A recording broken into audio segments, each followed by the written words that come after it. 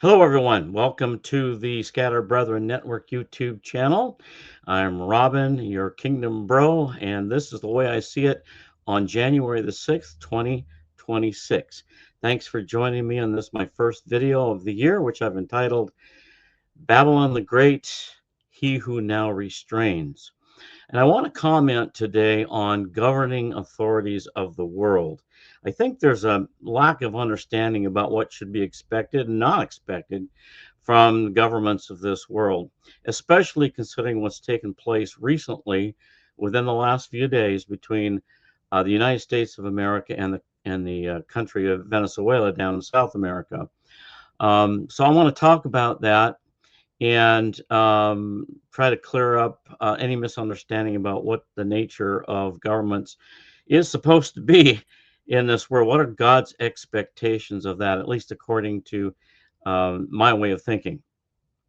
Now, I'm going to talk about this and briefly, really, and then at the end, I'll put up a slide of scriptures, key scriptures that I think pertain to this topic. You can check them out at your own convenience and see if you agree with how I've analyzed those scriptures and this whole event that has just taken place. And not only that, but how I look at the world and the governing authorities of it in this age.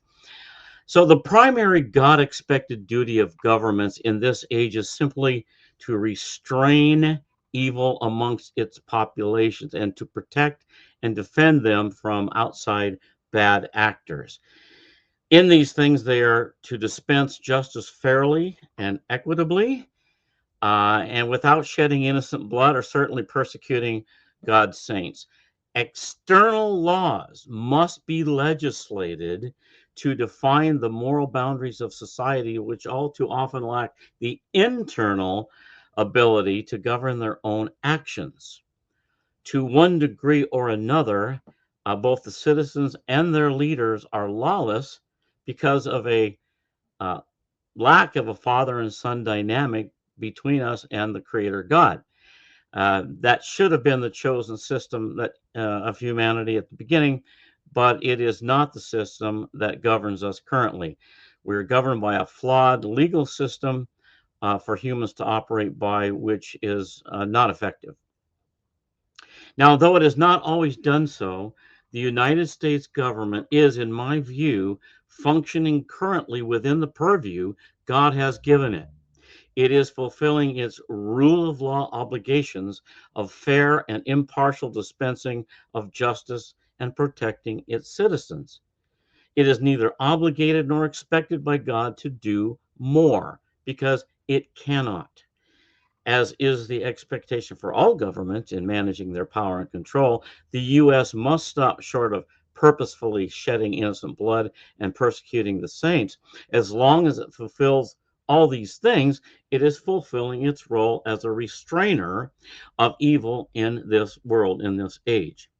It is my view that the United States is the greatest and most powerful restrainer of evil the world has ever known. That being said, at the same time, that is all it is. It does not have the ability to heal evil nor eradicate it because, like everyone else, it does not know how.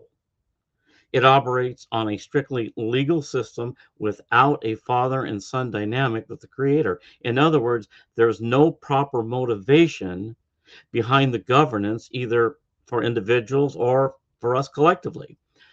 Thus, inevitably and very regrettably, all governments in this current age and this current system seem to eventually succumb to the dangers of too much power and control over their people and end up hurting them in ways consistent with the spirit of Babylon.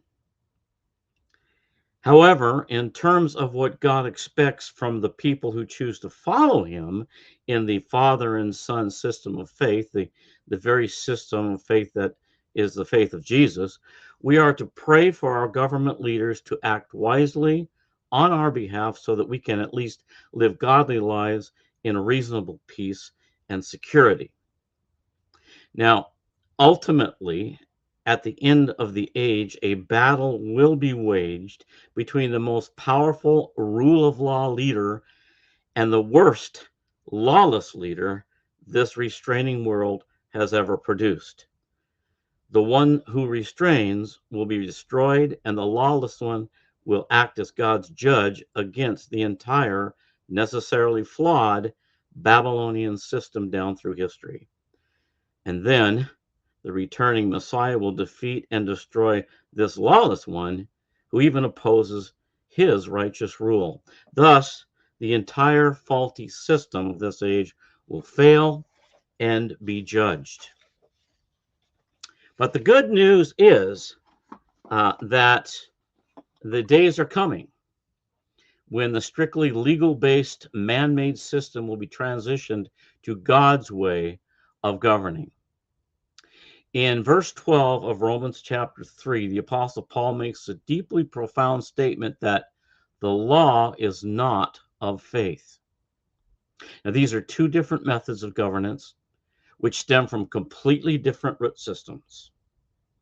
One is grounded strictly in legal definitions of right and wrong, while the other is grounded in Father worship and understanding and admiration for the Creator Father of all. It's an admiring that leads to a desiring to be like Him. It's the basis of faith of Jesus that leads to the law of Jesus and governs life as it is supposed to be lived out. Our problem isn't the lack of knowledge about right and wrong. Paul made this clear in Romans chapter 7. Our problem is doing the right and rejecting the wrong. The solution is faith-based, which produces a higher law than what a strictly legal-based system can do and provides the will to do it. And I'll just end with this. The most holy, righteous, and just law given to humanity was the law of Moses, given by God through angels to Israel. But it was given to a nation within a world which chose initially and continues to choose to be governed by man-made legal systems without the Father and Son dynamic that is of the Spirit of God. Remember this reality. The law as we know it is for the lawless. It is meant to restrain evil. That's all it can do. But to know, understand, and admire the Creator Father is the way, the truth, and the life. To understand and admire Him and His words is the way, the truth, and the life. It is the heart of the Messiah, Jesus, His Son. The law of Moses was meant to lead Israel and ultimately all humanity to the faith of Jesus, the perfect Son. And one day, that transition will begin anew under Jesus Christ's rulership over all the nations. He will restore a right worship of our God, our Father, to the world. Well, as I promised, here are some scriptures for you to dig into and see if this all makes sense to you. Romans 13, 1 Timothy 2, 1-4, 2 Thessalonians 2, 7-10, Galatians 3, 23-29, Galatians 3:12, and Malachi 3, verse 16 to chapter 4 and verse 6. So that's all. That's what I have for you today. I hope that helps. I would be remiss if I did not also ask you to check out my website at www.scatteredbrethren.org. And when you go there, you'll find out what it's all about. It's all about connecting people of like mind together for fellowship. If you believe that God, the Father, is the only one who is God, and Jesus is His miraculously begotten human Son, who's now sitting at His right hand, is returning to usher in the kingdom of His Father to this planet and rule over the nations with the saints, then you need to go to my website and find others who believe as you do and as you'll read on the homepage of the website. So when you get there, scroll through under membership or members, I believe it's called, um, and scroll through the cities and towns that I've got listed.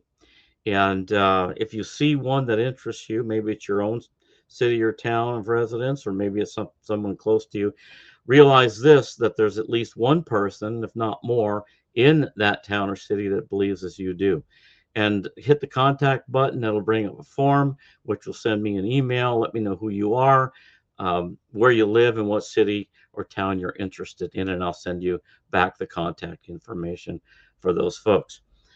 Okay, well, that's all I have for now. The first video, as I say, of 2026. Here we go. I hope you all have a good year, have a good week, and we'll see you in the next video. Bye for now.